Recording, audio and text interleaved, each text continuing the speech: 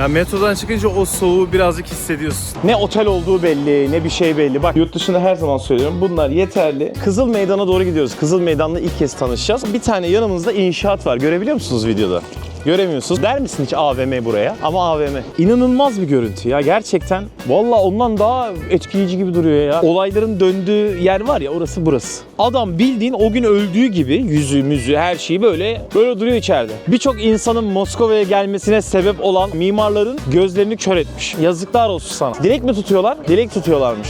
Bakayım. Burası bir metro istasyonu. Sanki bir müze gibi. Bildiğin Harry Potter'da izlediğimiz o. Bak burada tekne de var. Kiralayabiliyoruz galiba. Yani bir kadın için yapılmış. Bence bayağı güzel bir hediye ya. Baksana. Aa biz buradayız daha. Hey. Soğuk olayını da merak edenler olur diye anlatmak istedim. Vücudumuzda bir kahverengi kan var. Ben şimdi buradan Sankt Petersburg'a gidiyorum. Akşam çok hızlı bir trene bineceğim. Moskova'ya tatile gelmek istiyorsun ama bir tur şirketi de değil. Biletini alıp kendin gelip buraya kendin gezmek istiyorsun. Çok da öyle para harcamayayım. Birazcık yiyeyim, içeyim, müzeleri gezeyim, güzel yerleri göreyim, döneyim diyorsun. Senin için çok güzel bir program hazırladım. Kendi memleketine geliyor gibi geleceksin, burayı yaşayacaksın, eve döneceksin. İnternette çok fazla video görmüş olabilirsin Moskova ile ilgili. Bu video hepsini toparlamış olacak. Şimdi birlikte İstanbul Havalimanı'na gidiyoruz. Uçağa bineceğiz. Çok hızlı bir şekilde Moskova'ya geleceğiz. Bu arada beni tanımayanlar için ben Hişam Ataç. Kanalıma hoş geldiniz. Ucuza Moskova tatili nasıl yapılır? Başlıyor. Eğer yurt dışına çıkıyorsan havalimanına 2 saat önceden geliyorsun. Sebeplerini diğer videolarda çokça anlattım, tekrar etmeyeceğim. Valizini teslim edip bu gördüğün cihazlardan yurt dışı çıkış harç pulu alıyorsun. Uçağımız Rusya'ya indiğinde bizim bir rubleye ihtiyacımız olacak. Metroya falan bineceğiz. Havalimanında da olur ya döviz bürosu kapalı olur falan. İlk 24 saat internete bağlanamıyorsun. Güvenlik sorunları var. Bu sebeple İstanbul Havalimanı'nda bir döviz bürosu var. Oradan dolar bozdurduk, azıcık ruble aldık. Yani otele kadar gidelim kafasındayız. Bence 50 dolar bozdursanız yeterli olur. Buradan çıkarken de pasaport sırasına girmeyin, hep söylüyorum. Şu gördüğünüz cihazlardan 20 saniyede çıkış yapabiliyorsunuz. Pasaportunuzu okutmanız yeterli. Yavaş yavaş Moskova uçağına doğru yürümeye başladık. Biraz farklı bir seyahatti. Güzel bir ülkeye gidiyorduk evet ama yasaklarla dolu bir ülke. Rusya'da ilk 24 saat internetimiz açılmayacak. Maalesef istediğiniz kadar eSIM alın, oradan hat alın. İlk 24 saat interneti unutun. Google Maps haritalar çalışmıyor. Google'a bir ambargo var. Bir de her şey Rusça. İngilizceyi de pek önemsemiyorlar Ruslar. Peki biz bu sorunları nasıl çözeceğiz? Şu ekrana koyduğum uygulamaları indiriyoruz. Bunlar reklam değil. Orada işinize yarayacak uygulamalar. Birçoğu zaten evrensel. Yandex'i de biliyorsunuz bir Rus markası. Hemen şu an videoyu durdurup bunun ekran görüntüsünü alın. Özellikle Yandex haritalar Türkiye'den gitmeden önce bir çevrim dışı harita indiriyorsun Moskova'da. İlaç gibi geliyor. İnternet olmasa bile sistem senin nerede olduğunu gösteriyor. İstanbul'dan Moskova'ya yaklaşık 3 saat 20 dakikada ulaştık. Yepyeni bir ülkeye gitmenin heyecanı yine böyle her yerimizi sarmıştı. Seyahat etmek insana çok iyi geliyor. Yenilenmiş gibi dönüyorsunuz. Sizler de öyle hissediyorsunuzdur. Sizler diyorum bu arada çünkü tek başınıza bu tatil olmaz. Eminim bu Rusya tatil videosunu izlerken bile aklına biri geliyordur. O isim hiç değişmez. Onunla da mutlaka bu Rusya tatil işini bir paylaş. İnsanlar en çok acaba gitsek mi diye arkadaşlarla konuştuktan sonra seyahatlere çıkabiliyormuş. O yüzden bence o soruyu bir sorun. Rusya'ya tatile gidelim mi?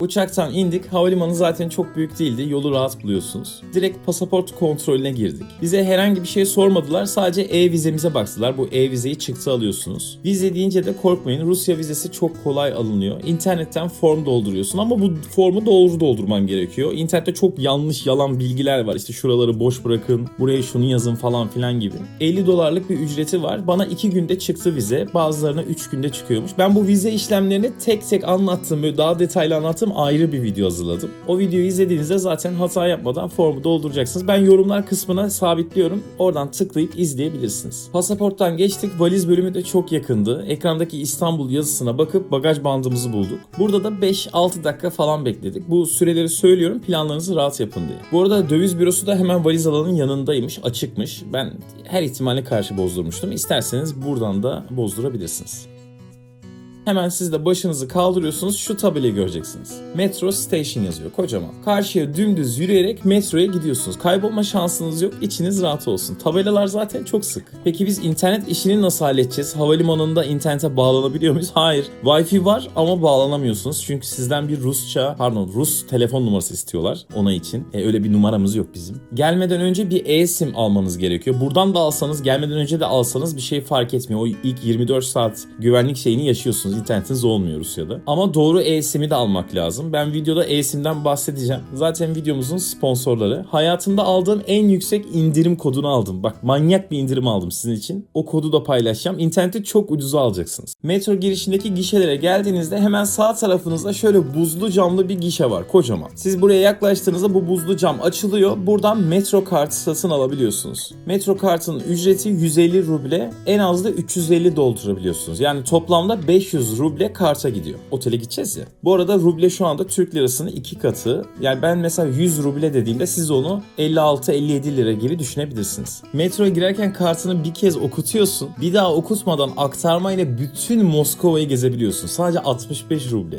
Rusya'ya giden herkesin de söylediği bir söz var. Belki duymuşsunuzdur. Moskova'daki metroyu çözmen bir gününü alır ama sonrası ulaşım çok kolaydır. Ben gittim ne yaptım? Size sadece bunu 5 dakikada anlattım. Moskova metrosunu 5 dakikada öğren videosu. Bu videoyu izledikten sonra çok rahat edeceksiniz. Çok daha detaylı anlattığım bir video. Yorumlar kısmında linkini bulabilirsiniz. Neyse metroya bindik. Haritadan otelimizin durağını tespit ettik. Lubyanka durağına gidiyoruz. Benimle aynı otelde kalacak arkadaşlar bu durağın ismini not alsın. Aynı bizdeki gibi ekrandan durakları takip ederek 27 dakikada otel durağına ulaştık. O metrodan indiğimdeki hissiyatı size anlatamam. Dünyanın en güzel metroları Moskova'dadır. Bunu biliyoruz ama bu kadarını beklemiyorduk. Abi bu nedir ya? Avizeler, ışıklandırma, sanki müzenin içinde gibiydik.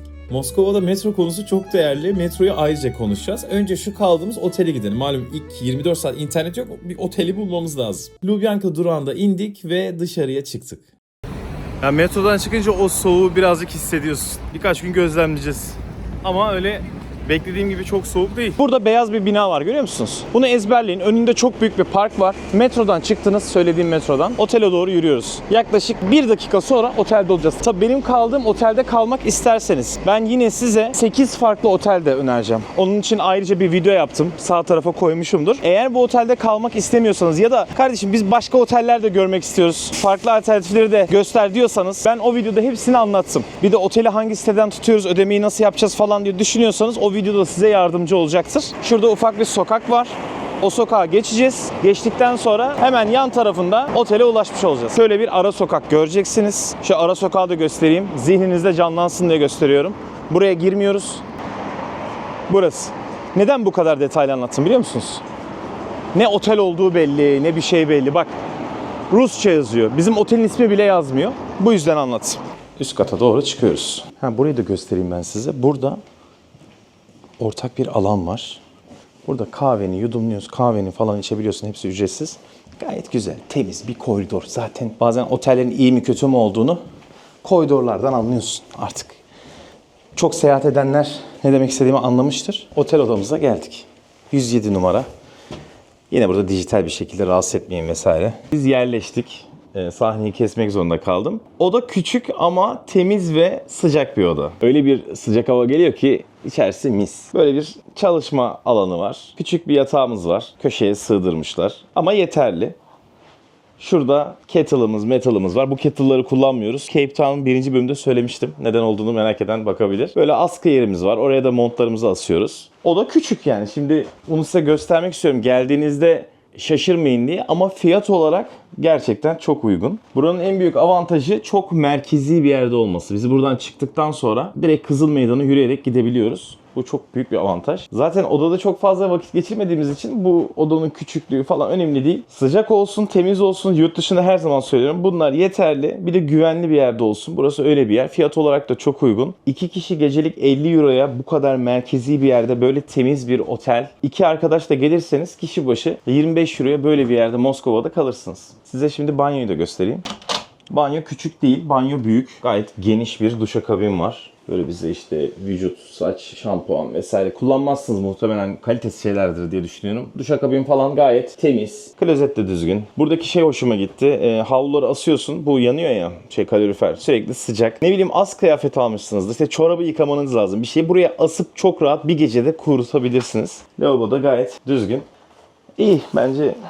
İyi bir otel ya. Otelimizde gördük, tanıdık. İlk gün hemen attık kendimizi dışarı. Çok hızlı bir şekilde Moskova'yı gezmeye başlıyoruz. Kızıl Meydan diye bir yer var. Moskova'nın merkezi burası. Kocaman dev gibi meydan. Birçok şey de orada. Kaldığımız otelden Kızıl Meydan'a 15 dakikada yürüyerek ulaşabiliyoruz. Metroya binmiyoruz. Şöyle düşünün, siz de geldiniz, otele eşyaları attınız ve acıktınız. Kahvaltı yapmanız gerekiyor sabah vakti. Ama bunun için bir para bozdurmamız gerekiyor. Çok parayla gelmedik buraya. Adım adım anlatmaya devam ediyorum. Bu arada videoyu 2 saniye durduruyorum. Bana bir hayırlı işler selamı vermek isteyen olursa aşağıdaki beğen tuşuna basarsa beni çok mutlu eder. Malum burası bizim dükkanımız, iş yerimiz. 6-7 saniyenizi bile almaz. Beğeni butonuna basıp bir de kısa böyle bir yorum yazarsanız kolay gelsin, iyi geziler, selamlar diye hem varlığınızı da hissetmiş olurum. Tabii zorunda değilsiniz. Şimdiden desteğiniz için çok teşekkür ederim. Şu anda hava 5 derece Moskova'da. Sabah uyandık, otelimizden çıktık. Kızıl Meydan'a doğru gidiyoruz. Kızıl Meydan'la ilk kez tanışacağız. Orada bir AVM'miz var. Eski bir AVM.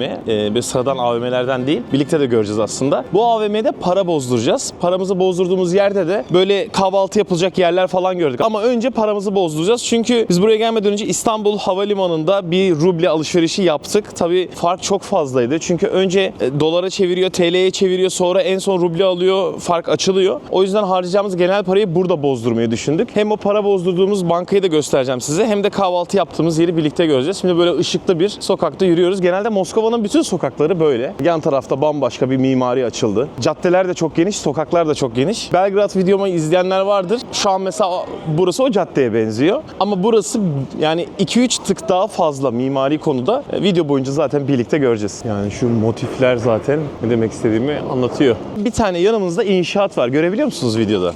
Göremiyorsunuz çünkü çok güzel bir kamufle uygulamışlar burada. Binanın etrafını sanki bir bina görüntüsündeymiş gibi bir kalıpla kaplamışlar. Bu tamamen göz zevki bozulmasın diye. Yavaş yavaş Kızıl Meydan'a da yaklaştık. Bak mesela yukarıda kule vinç çalışıyor. Normalde bizim alışık olduğumuz inşaat kaplama nedir? Ben sağ tarafa şöyle fotoğrafını da koyayım. Göz zevkini bozmuyor, sokağın ahengini bozmuyor. Baksana şuna. Basit bir şey gibi gözüküyor aslında. Düşünce basit bir şey ama insanın hoşuna gidiyor bunu gördükçe. Ve alışveriş merkezine 10 dakikalık yürüyüşle ulaştık. Bak burası alışveriş merkezi. Der misin hiç AVM buraya? Ama AVM. Eski bir yapı. Şu taraf Kızıl Meydan zaten. Şimdi bunun içine gireceğiz. Bankadan paramızı bozduracağız. Sonra birlikte kahvaltıya gideceğiz. Şurada da bir fırın gördüm. Belgrad videosunu hatırlayan vardır. Ona benzer bir fırın var. Yazıyordu zaten internette, birkaç tane yorumu da okumuştum. Orada bir kahvaltı yapacağız. Bakalım nasılmış. Kötüyse zaten paylaşmam. Şimdi bankaya girelim. Bu GUM ismindeki alışveriş merkezi Rusya'da çok meşhurdur. Hatta St. Petersburg'da tanıştığım biri Moskova'daki GUM'u gezdin mi diye bile sormuştu. Ben de içeriye girer girmez burası bambaşka bir seviye dedim. Tavandaki o dev cam kubbe içeriye harika bir ışık yayıyordu. Her detay özenle seçilmiş. İçerideki bu yapay çiçekler bile gerçek duruyordu. Süs havuzları, çalışanların kıyafetleri, mağaza vitrinlerinden bile gözünü alamıyorsun. İçeride hem Rusya'nın ünlü markaları var hem de dünya markaları ama bazıları ambargoda. Bana burayı çok anlatmışlardı. Gerçekten anlattıkları kadar varmış. GUM'a da puanım 10 üzerinden 8'dir. Mutlaka gelip burada bir dolaşın abi. Bir şey almasanız da dolaşın. Neyse AVM'nin 3. katına çıkıyorsunuz. En köşede banka var. Şu an ekranda gördüğünüz tuşa basıyorsunuz. Numaranız yanıyor. İçeriye geçiyorsunuz. Şöyle bir not koyayım. 400 euro ve üzeri bozdurursanız komisyon ödemiyorsunuz bankaya. Belki kur farkı bir tık yüksek olabilir ama bence bu riski almamalısınız. Ya da siz bilirsiniz. Nasıl isterseniz öyle yapın. Ben bankayı anlattım. GUM alışveriş merkezinin 3. katında en son. Dolaşırken böyle mağazalar görüyorsunuz. İçeride ürün yok, satış yok, hiçbir şey yok. Kapıda şöyle bir uyarı var. Bazı teknik sebeplerden dolayı kapalıyız yazıyor. Bunun sebebi Ukrayna Savaşı'nda yapılan yaptırımlar. Bu mağazayı neden kapatmıyor bu marka? AVM o kadar prestijli bir AVM ki burada mağazasının, markasının isminin durmasını istiyor. Ya şu ilginç olaya bakar mısınız? Bu AVM'de görüntü olarak bile olsa varlığını sürdürmek istiyor. Paramızı bozdurduk. Şimdi kahvaltı yapmaya gidiyoruz. Hemen AVM'nin karşısındaki şu pastaneye girebilirsiniz. Hem biraz pratik de olur. Ben buranın da konumunu yorumlar kısmına ekleyeceğim. Biz büyük kruvasan ve çay söyledik. Toplamda 800 ruble ödedik. Kızıl Meydan'a yakın olduğu için fiyatlar biraz yüksekti. Ürünler tazeydi. Çalışanlar güler yüzlüydü. Buraya puanım 10 üzerinden 6,5-7. Şimdi sizleri Moskova'nın merkeziyle tanıştıracağım. Siz de o arkadaşınızla birlikte geldiğinizde bu Kızıl Meydan'a bayılacaksınız. Çok hızlı içerisini dolaşalım, bir böyle 360 anlatayım. Sonra başka yerlere gitmeye devam edeceğiz. Adım adım programlıyoruz. Şimdi burada Kızıl Meydan'a bir giriş yapıyoruz. Kıpkırmızı bir yapıyla. Burası Kremlin Sarayı'nın devamı. Bu uzuyor bayağı. Girişte çok şaşalı. Baksana görüntüye. Yani şu an siz ekranlarda izliyorsunuz. Tabii ben de gelmeden önce izledim. Bu kadar görkemli olduğunu düşünmüyordum. Buraya gelip gerçekten gözlerinizle görmeniz gerekiyormuş. Videoyu hiç kesmeden Kızıl Meydan'a doğru giriyoruz. Böyle bir kapıdan geçiyoruz. Ve Kızıl Meydan'a giriş yaptık. Tam karşımızda renkli, birazdan yanına gideceğiz, Aziz Vasil Katedrali var. Yavaş yavaş ışıklandırmalar da başlamış. Aslında videoya gündüz başlayayım diyordum ama sanırım buranın akşamı ışıklarla birlikte daha güzel olacak. O kadar geniş bir meydan ki. Geniş caddelerin, geniş sokakların olduğu bir şehir söylemiştim ama burası gerçek bir meydan. Bu arada hayatımda geldiğim en büyük meydanlardan biri olabilir burası. Kremlin Sarayı da bakın devam ediyor buradan. Birazdan sıfır noktasına götüreceğim sizi. Ortada Yandex'in bile ölçü yaparken merkez aldığı bir yer orası. Sıfır noktası. Şu ışıklandırmaların güzelliğine bakar mısınız? Çok güzel ya. Yani videoyu hiç kesmek istemiyorum. Arkadaki müziği duyuyor musunuz? Mikrofon olduğu için size yansımıyor olabilir ama şu an meydanda bir müzik sesi geliyor. Çok kısık sesle bir ilahi olabilir, bir Rusça bir şarkı olabilir. Böyle MMORPG oyun oynayanlar varsa aranızda böyle mistik müzikler vardır, bilir misiniz? Küçük küçük detay videoları çekeceğim, onları da ekrana veriyor olacağım. Müzenin her noktası santim santim işlenmiş. İnanılmaz bir görüntü ya, gerçekten. Rengi de böyle kırmızı gibi de değil, kiremit rengi gibi. Hemen arka tarafımızda da Aziz Vasil Katedrali var. Onun önüne de gideceğiz ama bu müzenin de hakkını vermek lazım. Gerçekten vallahi ondan daha etkileyici gibi duruyor ya. Bilmiyorum, yanına gidince göreceğiz. Bu gördüğünüz yer de Kremlin Sarayı. Upuzun bir saray. Birçok önemli kararın tarih boyunca alındığı yer burası aslında. Arkada nehir var. İnşallah sizi oraya da götüreceğim. Bu saray oraya da uzanıyor. Böyle kare, uzun bir saray. Belki yan tarafa fotoğrafını da koymuşum şu anda. Rahat görün diye. Şu anda da günümüzde de çok bağırarak konuşmak istemiyorum. Olayların döndüğü yer var ya, orası burası. Kararların alındığı, bazı böyle gizli kararların hala aktif bir şekilde kullanılan bir saray burası. Hemen şu önünde gördüğünüz yere gidiyoruz. Orası birazcık korkutucu. Ve sarayın yan tarafındaki Lenin Mozolesi. Şimdi burası ile ilgili bir bilgi vereceğim. İçeride Sovyetler Birliği'nin kurucusunun naaşı yatıyor. Bildiğimiz kapalı mezarlardan değil. Mumyalamışlar. Sonra bazı kimyasal şeylerden geçirmişler. İçeride fotoğraf çekmek yasak ama ben o fotoğrafı size buldum. Adam bildiğin o gün öldüğü gibi yüzü müzü her şeyi böyle duruyor içeride. Adamın naaşını, yani içeri girdiğinizde görüyor ama fotoğraf çekmek yasak. İnternette birkaç tane fotoğrafı var. Benim böyle çok ilgimi çeken bir şey değil. Görmek istemiyorum. Adamı canlı canlı burada görebiliyorsunuz. Ve hemen yan tarafında da meşhur Aziz Vasil Katedrali. Birçok insanın Moskova'ya gelmesine sebep olan o renkli şato diyeceğim ben buraya. Ne dersen de, ikonik yapı. Ama şu anda bir katedral değil, bir müze olarak kullanılıyor. İçeriği gezeceğiz mi gezmeyeceğiz mi şu an karar veremedim. Gezecek çok yer var çünkü. Ama belki gireriz. Burayı yapan mimarın adı Ivan. Ivan'a Korkunç Ivan diyorlar. Ben de o kadar güzel bir yapı yaptım ki burada çalışan mimarların gözünü kör ettim gibi bir efsane de dolaşıyor. Yani bunun tekrarı yapılmasın, bir daha bu kadar güzel bir şey yapılmasın diye burada çalışan mimarların gözlerini kör etmiş. Korkunç Ivan. Ya böyle bir şey yaptıysan yazıklar olsun sana. Böyle bakarken çok güzel bir yapıymış gibi bakıyorsun ama geçmişinde birazcık acılar var maalesef. Birçok şeyim var.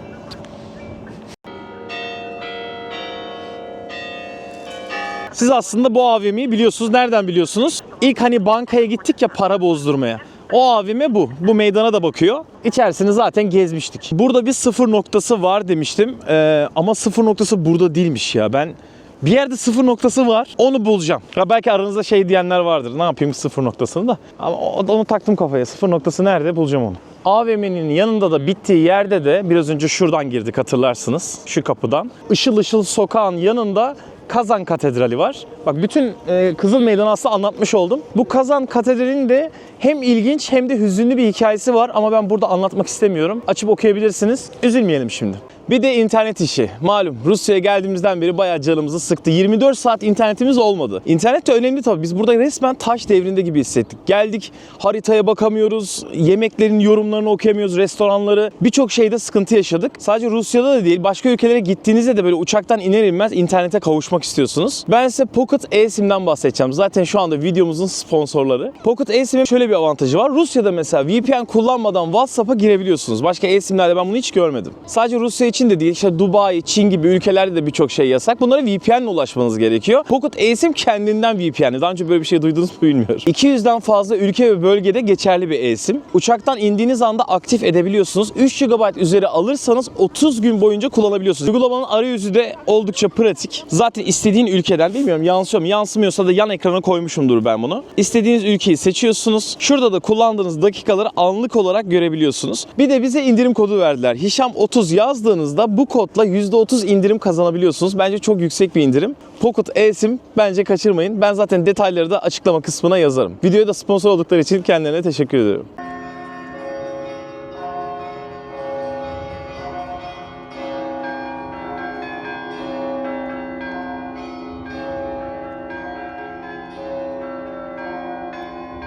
Ve sıfır noktasını buldum. Buradaymış. Moskova'da bir yeri ölçtüğünüzde bir karayolunu, ne bileyim mesafeyi, burayı merkez alıyor sıfır noktası olarak. Bütün ölçümler buradan yapılıyor. İnsanlar bunun önünde fotoğraf çekiliyor. Dilek mi tutuyorlar? Dilek tutuyorlarmış. Bakayım, selfie yapıyor yukarıdan. O da onu çeksin. Biz de çekilelim. Fotoğraf çekilelim. Biraz özendim. Sıfır noktası. Bu Kızıl Meydan çok etkileyiciydi. Bir yanda rengarenk kubbeleri Aziz Vasil Katedrali. Diğer yanda ihtişamla böyle Kremlin Sarayı yükseliyor. Meydanın genişliği, düzeni. Meydanda yürüyorsun, her adımda farklı bir detay dikkatini çekiyor. Turistler fotoğraf, ya böyle canlı bir ortam. Gün batımına doğru etraf ışıklanıyor, bambaşka bir havaya giriyor. Benim hayatımda gördüğüm en güzel 3 meydana girer burası. Aslında meydan da değil, tarihin tam noktası gibi hissettiriyor. Burada çok şey yaşanmış. Etrafa böyle bakarken de zaman nasıl geçtiğini anlamıyorsun. Neyse, meydanı gezdik. Acıktık birazcık yani. Şimdi meydanda yürüdük ettik falan. İlk gün bir de yorgunuz. Bizi yürütmeyin Şam ya. Yakında bir yerde bir yemek yiyelim. Hemen bu Kızıl Meydan'ın arkasındaki şirin bir restorana götüreceğim sizi. Giriş tabelası da böyle. Aklınıza kazıyın. Bazı şeyler Rusça söylemiştim. İsmi Varanikya ama burada Rusça yazıyor. Ben konumunu yorumlar kısmına ekleyeceğim. Valla ben mekanı çok beğendim. Hem mütevazi hem cıvıl cıvıl bir konsepti vardı. İçerisi rengarenkti.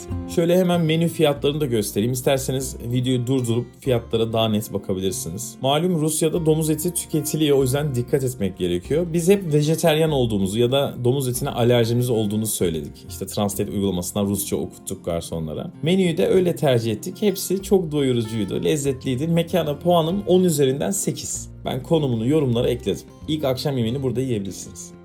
Ve Moskova metroları. Bir şehir düşünün, gezilecek yerler listesinde metrolar var. Yani diyorsun metro gezilir mi? Abi bir şey değil mi? Moskova'da beni en çok etkileyen şey metrolar oldu. Metro istasyonları. En baştan da söylüyorum, Moskova metrolarına puanım 10 üzerinden 10. Gelin bunu görün ya. Her yerde yazıyor. Dünyanın en güzel metroları Moskova'dadır. Turistler bu şehirde sadece transfer için değil, bu metro istasyonlarını görmek için yer altına iniyor. Her durakta farklı bir zaman diliminde gibi hissediyorsun. Hatta bazı istasyonlar var. Abi Harry Potter filmindeyiz ya. Gizli bir kapı açılacak gibi. Bir de bütün şehri metro ağlarıyla örmüşler. Bazıları 100 yıl önce yapılmış, bazıları 50 yıl önce. Bir durakta iniyorsun, gelecektesin. Bir durakta iniyorsun, geçmiştesin. Metro haritasını da buraya koydum. Videonun başında söyledim ama yine söyleyeceğim. 65 rubleye basıyorsun kartla. Rusya'nın bir ucundan diğer ucuna gidebiliyorsun. Bu metro sistem biraz karışık gözükebilir ama çok kolay. Sadece biraz zamana ihtiyacınız oluyor. Ben bunu 5 dakikada öğrenebileceğiniz bir videoyu hazırladığımı söylemiştim. Sol üstte koyuyorum. Bunu mutlaka izleyin. Şimdi size birkaç saniye bu metro istasyonundan birini gezdireceğim. Sonra zaten hava kararacak. Birlikte Moskova'nın meşhur nehir yürüyüşünü yapmaya gideceğiz. Nehre gideceğiz. Şimdi dünyanın en güzel metro istasyonlarından birine, Kievskaya istasyonuna gidiyoruz. Karşımda metro. 1 numaralı metrodan giriyoruz. Yolculuğu da göstereceğim size. Yani fotoğraflarına baktığımda çok güzel bir istasyon olduğunu gördüm. Orayı gözlerimle de görmek istedim, size de çekmek istedim. Moskova'da yapılacak şeyler listesine girmiş bir yer burası. Şimdi metroya doğru gidiyoruz. Şimdi böyle kartı basıyoruz. 75'i kesti. Geçtik. Kartı zaten anlatmıştım. Doldur bin. Bizim camilere benziyor avizeler. Bayağı metronun şu anda buluşma noktası burası. Ortası, ayrılan yerleri falan. Zaten bak hep numaralar yazıyor. Yani karıştırma şansınız yok. Her yerin gidiş yeri ayrı. Orası mesela 5 numara, burası 1 numara. Ve renklere de ayrılmış durumda. Yani şu arkamı görüyorsunuz. Ya burası sıradan bir metro koridoru. Şimdi bambaşka bir yere geldik. Her istasyonda görüntü değişiyor. Lambalar değişiyor. Sanki böyle bir zaman tüneli gibi. Çünkü bazı istasyonlar da çok modern. Bazı trenler kırmızı, bazıları modern. Çok ilginç ya.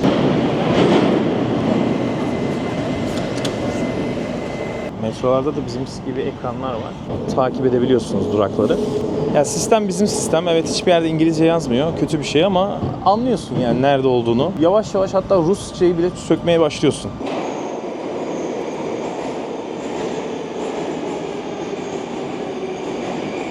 İstasyon sanki bir zaman tüneli. Bu 5. ile 3. hatlarda hep istasyonlar değişiyor. Hepsi farklı. Ama en güzellerinden birinin Kievskaya olduğunu söylüyorlar. Biz de şu an oradayız. Burada yapılan her resmin farklı bir anlamı var. Burası bir metro istasyonu. Sanki bir müze gibi. Moskova'da böyle uzun vaktiniz varsa 1-2 saatinizi sadece şu 5. ile 3. hatta ayırın derim. Ara ara böyle istasyonlarda inin. Kafanıza göre hepsinde inemezsiniz. Çok uzun sürer. Bir gezin içerisinde. İçerileri gezmeniz, her istasyonu gezmeniz 5 dakika falan sürse, 3 dakika sürse fotoğraf çeksiniz. Sizin için farklı bir aktivite olmuş olur. Mesela Kievskaya istasyonunda yapılmış bir resim. Hepsinin farklı anlamları var. Bunların hepsi orijinal yapımlar. Mesela bu istasyonun adı da Arbatskaya. Bildiğin Harry Potter'da izlediğimiz o şatoların sanki yolundan gidiyoruz. Derse gidiyoruz sanki. Harry Potter filmindeyiz. Ama avizeler falan ilginç. Baksana şu görüntüye. Bu nedir ya? Kalabalığı görüyorsun. 2 dakikada bir metro var. 2 dakikada bir. Bizimkisi gibi 7-8 dakikada gelse şu metrolara hani böyle Çin'de iktirerek biniyorlar ya. Onun gibi binerler çok sık. Çünkü en büyük ulaşım metroyla. Ve ilk gün akşam oldu, birlikte nehir yürüyüşüne gidiyoruz. Hemen Kızıl Meydan'ın güneyine iniyorsun. Nehrin kenarına, yanında zaten. Bu yönlere de Yandex haritalardan bakabiliyorsun. Biz aşağı nehre doğru yürürken de bir şey dikkatimizi çekti. Hayatımda ilk kez görüyorum. Bu gördüğünüz şey oradan geçen çocuklara sunulan bir çizgi film eğlencesi. Siz de buradan geçerken yaşınız kaç olursa olsun birkaç dakika durun, şunu izleyin. Заштормило, волшебства несет. Но случится, расплеснется в скором беге и очудит вам. Зло побеждается только добром. Moskova nehrine yürümeye devam ettik. Kızıl Meydan'la arası 10 dakika zaten. Çok dinlendirici ve hoş bir manzarası vardı. Siz de o arkadaşınızla geldiğinizde burada çok güzel vakit geçireceksiniz. Özellikle o nehrin kenarında akşam birlikte yürüdüğünüzü hayal edin. Her taraf ışıl ışıl, yan tarafında saray. Ben burada çok keyif aldım. Bu köprünün de konumunu yorumlar kısmına ekleyeceğim. Akşam burada mutlaka yürüyüş yapın. Ertesi gün şehirden uzaklaşıp bahçesi olan bir sarayı görmek istedik. Bahçe dedim diye de böyle küçük bir şey gelmesin aklınıza. Kendine ait bir gölü ve kocaman ormanı olan bir saray. İnsan şehir gezmesine gitse de şöyle 2-3 saatliğine kendini doğaya atmak istiyor. Bilmiyorum, benim gibi düşünenler var mı? Bu gördüğünüz yerde bir yazlık saray. Hani insanların Kuşadası'nda Dikili'de yazlıkları vardır ya. Bizim 2. Katarina hanımefendinin yazlığı burasıymış. Katerina'nın da öyle şovları var ki St. Petersburg bölümünde izleyeceksiniz onu. Bir saray yapmış. Neyse, sürpriz olsun. Bizim bu geldiğimiz sarayın adı Tsaritsio Müzesi. Şu anda ismi böyle. Biraz zor okunuyor, yazdım buraya. Sarayın içerisinde o meşhur anlatılan altın ördekler yaşıyor. Ben gelmeden önce gerçek olduklarına inanmıyordum. Diyordum ki boyamışlardır ya. Ama gözlerimle gördüm, şahit oldum. Şu an siz de izliyorsunuz. Şu çocukların güzelliğine bakar mısınız? Maşallah ya. Sadece bunları görmek için gelin bu saraya. Bak, ben söylüyorum. Otelimizden de 29 dakikada ulaştık. Çok hızlı bir şekilde geldik. Şu yazlık sarayı birkaç saniyene gezdireyim, sonra birlikte Özbek restoranına gideceğiz. Restorandan sonra da burada çok böyle yemeğe para vermeyelim, biraz ucuz gezelim, düşük bütçeli gezelim diyenler için çok harika bir tavsiyede bulunacağım. Ama önce şu yazlık sarayı bir gezelim. Moskova'da bir müzeye geldim. Aslında burası bir fuar alanı ya da saray kompleksi. İnternette bununla ilgili çok şey yazıyor. Neresi olduğunu şu an söyleyemiyorum çünkü nasıl okunduğunu bilmiyorum. Birlikte göreceğiz. Karşımızda çok güzel bir göl var. Etraf yemyeşil ormanlarla dolu. Kameraya yansıyor mu bilmiyorum ama yukarıda da büyük orman yolları var. Burası Belgrad Ormanı'na benziyor. Yani içeride yine böyle oturacak banklar, piknik alanları. Alternatif olsun istedim. Moskova'da burası çekilmemiş. İnternette araştırırken çok övüldüğünü duydum. Birlikte gezeceğiz. Buraya geldiğinizde ne kadar sürede geldik? 25 dakikada falan ulaştık buraya Kızıl Meydan'dan metroyla. Burayı da gezmek isterseniz hem siz de tanımış olursunuz. Şimdi içeriği birlikte bir gezelim. Burası Moskova'nın güneyinde bir imparatoriçe için inşa edilmiş bir saray aslında. Bu aşağı göle inerken de biraz bahsetmek istedim. Şu anda yerli, yabancı bütün turistlere açık bir gösteri alanı. Burada organizasyonlar yapılıyor, fuar alanları. Hatta bunları geldiğinizde bir bakın internetten. Belki bir şeyine denk gelirsiniz. Bizim bu akşam bir tane burada bir program var. Biz ona katılamayacağız geç vakitte olduğu için ama siz geldiğinizde belki burada bir gündüz programına denk gelirsiniz. Mutlaka Moskova'yı ziyaret ettiğinizde buradaki planlara bir bakın. Şu arkada gördüğünüz saray Rus gotik mimarisinin en önemli yapılarından biriymiş. Oraya da çıkacağız. Yani günün birkaç saatini burada dinlenmeye ayırırsanız hem huzur dolmuş olursunuz hem de burada güzel keyifli vakit geçirirsiniz. Bu arada Instagram'a video çekiyorum. Instagram kullanıyorsanız, eminim kullananlar vardır içinizde. Ben de geleceğim hesabım. Oraya daha anlık paylaşımlar yapıyorum. İlginizi çekerse bir bakın. Belki takip edersiniz. Alt tarafa yazdım. Ben de geleceğim. Olabilir. Aynı benim de böyle bir botum vardı. Demek bununla buraya açılıyorlar. Bak burada tekne de var. Kayık da var. Kayık kiralayabiliyoruz galiba. Şu an muhtemelen kış sonu olduğu için ya yoktur ama bak ortada bir adacık var. Karşıda yine yürüme yolları. O kadar büyük bir alan ki. Ben daha küçük bir göl zannediyordum burayı. Ağaçları o kadar düzenli kesmişler ki. Dikkat ettin mi ona? Şu an başka bir açıdan gösteriyorum size. Arkadan güneş vurmasa keşke benim gördüğüm gibi görebilseniz ya. Şu an yeşili pek belli olmuyor. Sarayın girişi de böyle. Yani bir kadın için yapılmış. Bence bayağı güzel bir hediye ya. Baksana abi. Burada gördüğümüz her şey de orijinalmiş. Onun yazısında okuduk. Şu taşlar hepsi orijinal. Restore görmemiş yani. Bir anda masal gibi saray karşımıza çıktı. Şu anda bir müze ama buralar aslında saraylar. Çok görkemli duruyor ya gerçekten. Burada görüyor musun? Etrafı çevirmişler. Sit alanı olduğu için burayı korumuşlar. Aynısı şu sağ tarafta da var. Bozmamışlar. Ellerinden geldiğince tarihi yapıları, antik hiçbir şey ellememişler. Ya orada bir çalışma yapılacaksa bekleyecek kardeşim. Hiçbir şekilde üzerine bir şey yapmayacaklar. Burada da 3 boyutlu haritasını görebiliyoruz. Bak şu köprüden geçtik. Saray biz şuradayız şu anda. Ulan burası çok büyük. Biz burayı gezemeyiz bir günde. Bayağı büyük. Yani bak biz daha şurasındayız. Bak bir bak. Biz buradayız daha. Hey. Biz burayı gezemeyiz. Gezebildiğimiz kadar dolaşalım ama. Bir şey söyleyeceğim. Girişte 1-2 saat demiştim. Buraya tam gün ayırabilirsiniz. Eğer böyle bir yerden keyif alırsanız zaten girişte ücretsiz. Girişte kafeler falan da var. Yemek de yersiniz. Hava güzel olduğu bir gün gelin ama. Güneşli bir havada. Göl falan var ya orada böyle biraz keyif yaparsınız. Bir sarayın bahçesinde gezmek. Yani bu olsa gerek. Şunu da yapmadan dönmek istemiyorum. Bir İzmirli olarak. Bilmiyorum bizde hastalık bu herhalde. Kar gördük mü hasretiz ya hep. Siz de yapıyorsunuz mu? İzmirli var mı aranızda? Sarayda 2-3 saat gezdik, karnımız acıktı, doyurucu da bir şeyler yemek istiyoruz. Yorumlarını da çok beğendiğimiz bir Özbek restoranına gitmeye karar verdik. Malum bir de Rusya'dayız, helal et servis eden bir restoran bulmak lazım. Ben buranın konumunu da yorumlar kısmına ekleyeceğim. Konuma geldiğinizde tam şuradan içeriye giriyorsunuz, yakınında metro istasyonu da var.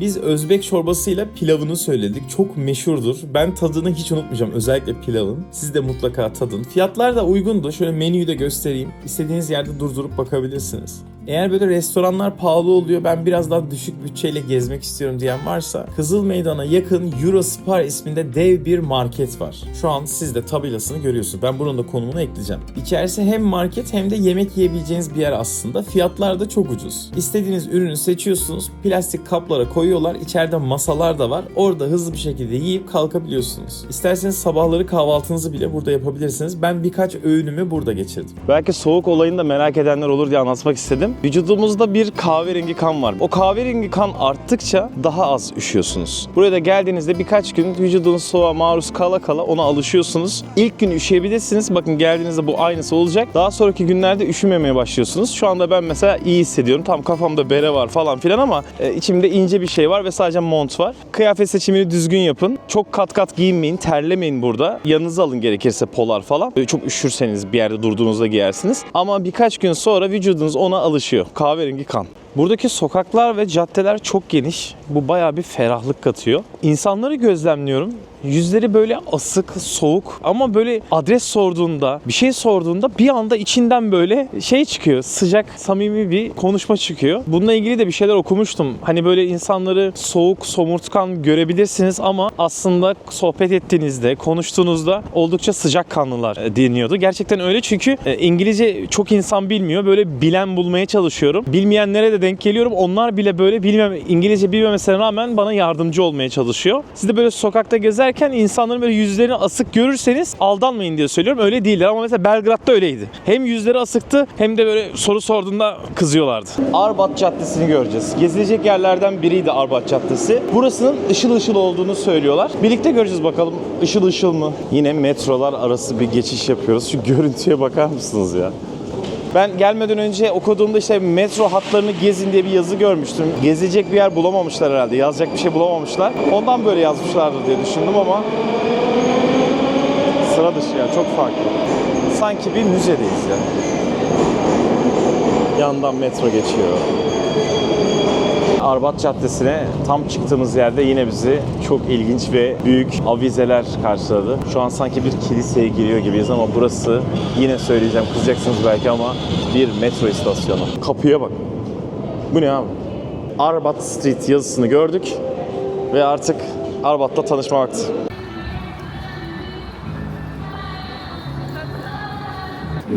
Nerede?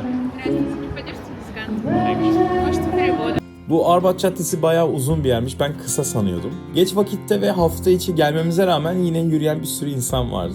Çok fazla restoran, hediyelik eşya dükkanı gördük. Cadde boyunca öğrenciler sokak müziği yapıyordu. Telif yememek için onların seslerini buraya veremiyorum ama bütün sokağa müzik dinleyerek gidiyorsunuz.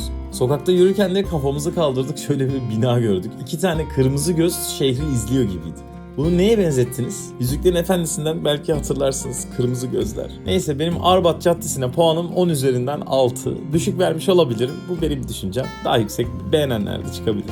Ama ben 6 veriyorum. Moskova'ya geldiğinizde beni de anın. Instagram hesabımı aşağı bırakıyorum. Orada anlık paylaşımlar yapıyorum. Bir göz atın, belki hoşunuza gider, takip edersiniz. Bana buradan fotoğraf atın ama ben takip etmeseniz de birilerinin gittiğini, bir şeylere vesile olduğumu görmek beni mutlu ediyor. Sizler için rehberlik videoları hazırladım. Onları mutlaka izleyin. Moskova metrosunu çok rahat bir şekilde çözeceksiniz. Rusya vizenizi alırken formu yanlış doldurmamanız için özenle anlattığım bir video. Ve Moskova'da otel konusu, bu oteli nasıl tutuyoruz, hangi otelleri tavsiye edersin, onun için de ayrıca bir video. Bunların hepsini yorumlar kısmına linklerini koydum. Ben şimdi buradan Sankt Petersburg'a gidiyorum. Akşam çok hızlı bir trene bineceğim. 8-10 saatte gideceğime 3,5 saatte Sankt Petersburg'a varacağım. Eğer böyle yıllık izin tatilini Moskova ile birleştirmek isteyen, işte 3 gün Moskova'da tatil yapalım, 4 gün Sankt Petersburg'da yapalım diyenler için bir seri çekmiş olacağım aslında. Sizi Moskova'ya indirdim, burada güzelce gezdirdim. Yüksek hızlı trenle Sankt Petersburg'a çok hızlı ulaştıracağım. Bir de Sankt Petersburg'u yaşayacaksınız. Unutulmaz bir yıllık izin. Vallahi çok yoruldum ama değdiğini düşünüyorum. Ucuza Moskova tatili nasıl yapılır? Ya, elimden geldiğince anlatmaya çalıştım. Her detayını paylaştım. Ekstra yerlere de götürdüm. Bilmiyorum siz ne düşünüyorsunuz? Eğer hoşunuza gittiyse bu video, aşağıdaki beğen tuşuna basabilirsiniz. Beni çok mutlu edersiniz. Hala basmamış olabilirsiniz. Burası bizim dükkanımız, iş yerimiz. Siz o butona basmadıkça YouTube maalesef bu videoyu beğenmediğinizi, bu videoyu yararlı görmediğinizi algılıyor. Varlığınızı hissetmek istiyorum. Aşağıya yorumunuzu yazabilirseniz beni çok mutlu edersiniz. Sankt Petersburg'da görüşeceğiz inşallah. Bu akşam hızlı trendeyiz. Bir sonraki bölümde hızlı treni izleyeceksiniz. Sonraki bölümde de Sankt Petersburg. Ondan sonra vatanımıza geri döneceğiz. Daha bir sürü ülkeyle tanıştırmak istiyorum sizi. İnşallah tabii. Bilmiyorum, nasip olursa. Kendinize çok iyi bakın. Hoşça kalın.